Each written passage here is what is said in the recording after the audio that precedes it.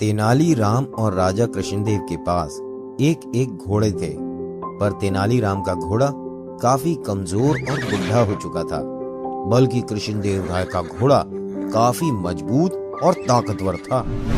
कितना कमजोर हो गया है मेरा घोड़ा और काफी बुढ़ा भी हो गया है।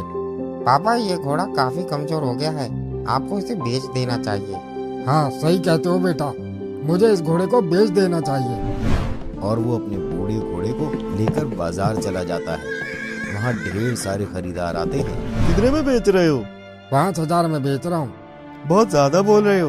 इस बुढ़े घोड़े के भला कोई 5,000 देगा? देखो भाई, लेना है तो लो, मैं इससे कम नहीं करूँगा। ठीक है फिर। और वो खरीदार वहाँ से चला जाता है। इतने कम में तो मैं नहीं बेचूंगा। कितने में बेच रहे हो ये बुढ़ा घोड़ा? इसे बुढ़ा मत बोलो, ये तेज घोड़ा है और काफी तेज भी दौड़ता है। अरे तुम अपना दाम तो बताओ।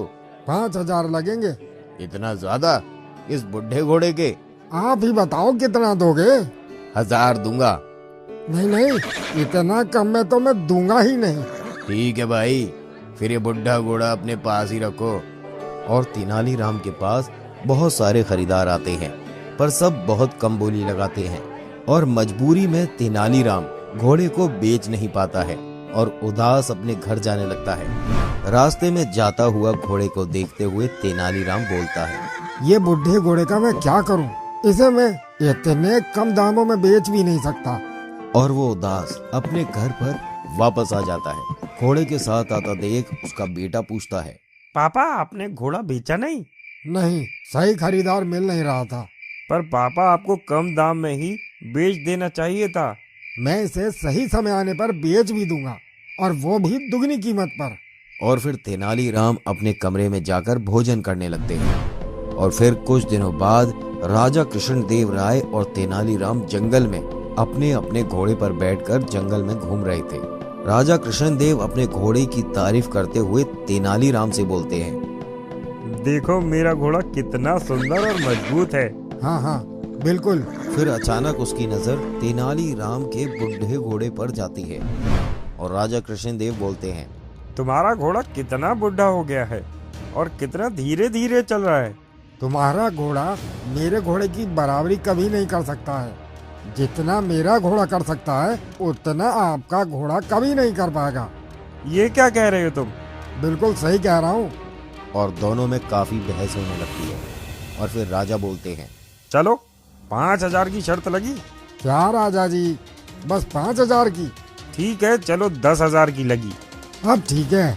और फिर कुछ ही देर में राजा बोलते हैं, मैं अपने घोड़े के साथ तेज दौड़ लगा सकता हूँ। पर मैं बता रहा हूँ, जो मैं अपने घोड़े के साथ कर सकता हूँ, वो आप अपने घोड़े के साथ कभी नहीं कर पाएंगे। ठीक है, शर्त लग चुकी है। जो तुम अपने घोड़े के साथ कर सकते हो, वो मैं अपने घोड़े के साथ भी कर सकता हूँ। इस बात पर राजा काफी गुस्सा होते हैं और उसकी बात नहीं मानते हैं। तभी सामने से सरोवर नदी आती है और दोनों घोड़े में बैठे हुए नदी पार करते हैं। और नदी का पानी गहरा था। तेनालीराम वहाँ घोड़े से उतर जाते हैं और घोड़े को नदी में धकेल देते हैं और बोलते हैं, देखो, मैं घोड़े को नदी में धकेल दिया। क्या आप अपने घोड़े के साथ कर सकते हो? राजा कृष्णदेव उसकी बात सुनकर सोच में पड़ जाते हैं और मन में बोलते हैं, मेरा घोड़ा तो बहुत प्यारा है और मजबूत है, मैं अपने घोड़े को नहीं धकेल सकता। और फिर तेनालीराम से वो हार मान जाते हैं और 10,000 देते हुए बोलते हैं, मैं तुमसे हार मानता हूँ तेनाली, मैं ये अपने घोड़े के साथ कभी नहीं कर पाऊंगा। ये लो अपने पैसे। मैंने बोला था ना आपको, जो मैं अपने घोड़े के साथ कर सकता हूँ, वो आप अपने घोड़े के साथ कभी नहीं कर पाओगे। हाँ, सही कहा तेनाली। और वो तेनाली की बुद्धि पर खुश हो जाते हैं और तेनाली से पूछते हैं, आखिर तुम्हें ये बात कैसे सूझी? हुजूर, मैंने एक पुस्तक में पढ़ी थी कि नालायक और निकम्मे दोस्तों के चले जाने में आपको कभी दुखी नहीं होगी।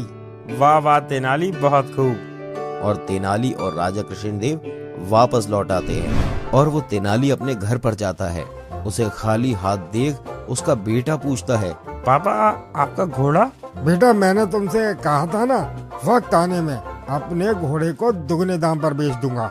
आपने घोड़ा बेच दिया? हाँ बेटा, 10,000 रुपए में बेच दिया।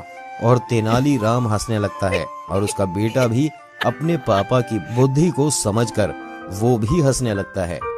धन्यवाद।